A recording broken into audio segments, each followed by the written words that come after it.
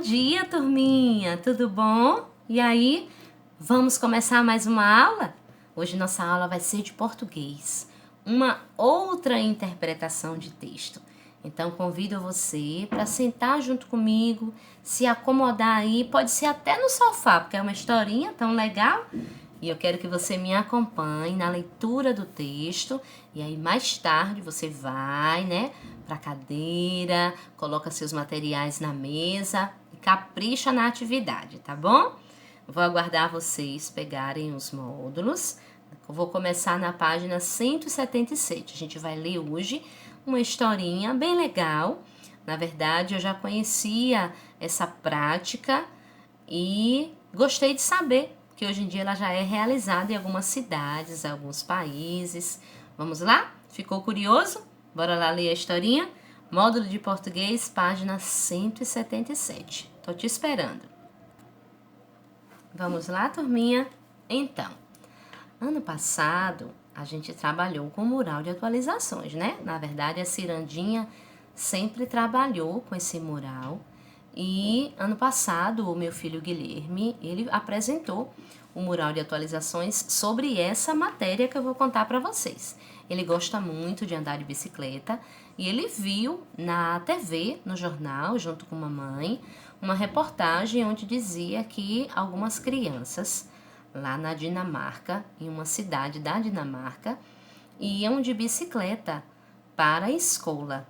E em alguns lugares, elas iam sozinhas de bicicleta. E aí ele ficou curioso, perguntou, eu também fiquei, a gente prestou mais atenção ao jornal e nós descobrimos que uma cidade chamada Odense, lá na Dinamarca, tem algumas avenidas, ruas que as crianças podem até ir sozinhas, porque lá eles conseguiram uma lei onde queriam que as crianças trabalhassem, fisicamente e também dessem essa individualidade, esse compromisso às crianças, essa responsabilidade. E aí, claro, nessas avenidas quase não circulam carros, quase não circulam motos, são poucos que passam por ali, os policiais até multam pessoas que passam por ali sem autorização, apenas assim, carro, moto do governo, dos policiais. É uma área restrita apenas para ciclistas. E Guilherme, meu filho de 5 anos na época, ficou interessante, Ele ficou interessado, porque ele tem muita vontade de ir para a escola sempre de bicicleta, mas a gente sabe que a gente precisa muito ter cuidado com essa ida à escola de bicicleta. Inclusive, nós temos, vários alunos da nossa cirandinha, alunos até de nossa sala, que vão sozinhos para a escola. Me lembro de João Pedro, que vai realmente sozinho para a escola, João? Me lembro de Laura. Então, nós temos alguns alunos que já vão e voltam sozinhos de bike. Então, precisam ter muito cuidado na ida, na vinda. Às vezes, nós temos motoristas que não respeitam os ciclistas, ou o contrário também. Ciclistas que não respeitam os carros, não respeitam os motoristas, e isso pode gerar um conflito, acidentes, um mal-estar. Então, quando tia Cris viu essa notícia, eu me lembrei disso que aconteceu ano passado. Me lembrei também que eu tenho muitos alunos que já vão e voltam à escola, de bike. A gente sempre pede para que vocês tenham muito cuidado ao atravessar a rua, ver sinal, porque é perigoso. Então, vamos lá começar a leitura da nossa historinha, da página 177. O nome da nossa história é Crianças que queriam brincar na rua transformaram Amsterdã na capital mundial da bicicleta. Vamos lá? Tia Cris queria pedir para que você ficasse aí com um lapisinho, um marca-texto, porque pode ter palavras que a gente não conhece o significado, tá bom? É bom a gente anotar. Vamos lá? Vou começar, tá? Acompanha aí. Por trás de cada conquista social, há um grande número de pessoas que lutam e redundaram, ou seja, resultaram, o resultado dessas lutas. Você pode colocar esse nomezinho resultado do ladinho da palavrinha, tá bom? O nome redundaram.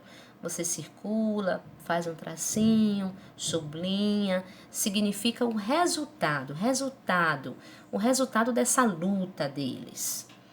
Em conquistas significativas.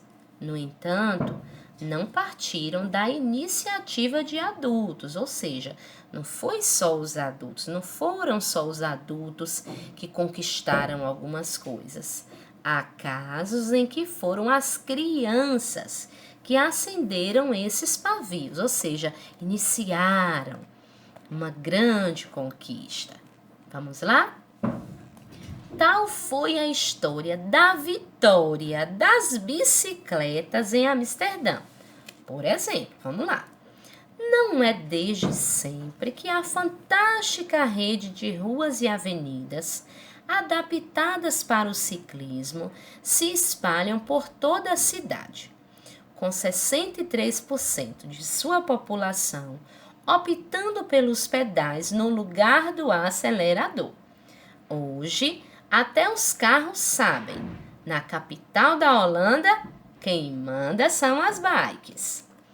Houve um tempo, no entanto, no qual o crescente número de automóveis após a Segunda Guerra Mundial colocou em risco a sobrevivência da bicicleta como meio de transporte. Não só em Amsterdã, tá, turma? Como também nas outras cidades holandesas. O uso da bicicleta caía a um ritmo de 6% ao ano, ou seja, todo ano um pouquinho menos. Diante da demanda crescente de carros, a cidade ia se moldando aos motores e às 4 rodas. O novo modelo de planejamento urbano não teve poucas consequências. Em 1971, 3.300 pessoas morreram em consequência, sabe de quê? De acidentes automobilísticos. Cerca de 500 crianças foram atropeladas naquele ano. Então, veja só que dado alarmante. Olha a questão de acidentes, de perigo. Vamos lá. A sociedade reagiu. No bairro de Pipe, na zona sul de Amsterdã, a excessiva concentração populacional, ou seja, muitas pessoas, cerca de 5 vezes, muda a folhinha, mais densa que a média da cidade, página 178, o desproporcional espaço ocupado pelos carros, ou seja, muita gente, muito carro, e a estreiteza das calçadas, as ruas estreitas, não eram tão largas, tornava impossível brincar, tornava impossível a vida da infância. As crianças decidiram se mobilizar, ou seja, elas se juntaram para fazer algo. Começaram a recolher assinaturas, conselhos, opiniões entre especialistas, entre vizinhos, para tratar de diminuir o tráfego, ou seja, diminuir o fluxo de tanto carro, de tanta moto, e conseguir que seu bairro tivesse uma rua que pudessem brincar sem perigo. A situação a qual estavam sujeitos e seus esforços para mudá-la foram retratados em um documentário que foi transmitido pela televisão holandesa e comoveu todo o país. Então as crianças se reuniram, as crianças pediram conselhos, as crianças conversaram com muitas pessoas, com especialistas, devem ter procurado, o pessoal do trânsito da cidade, o pessoal da segurança pública. E aí fizeram um documentário, entrevistaram eles, passou na televisão e acabou comovendo as pessoas. Poxa vida, a gente podia deixar uma rua para eles brincarem, podia dar certo. E isso aí, né, deve ter chamado as autoridades, prefeitos, presidentes para resolver essa situação. Vamos lá para mais um parágrafo. As próximas décadas viram uma proliferação, turminha, circula essa palavrinha, significa aumento, proliferação, significa aumento. Anota aí, eu sublinhei o meu e anotei aqui assim do ladinho. Aumentou o que, tia Cris? Aumentou as ciclovias, em vias com muito tráfego e em estradas de diversas cidades.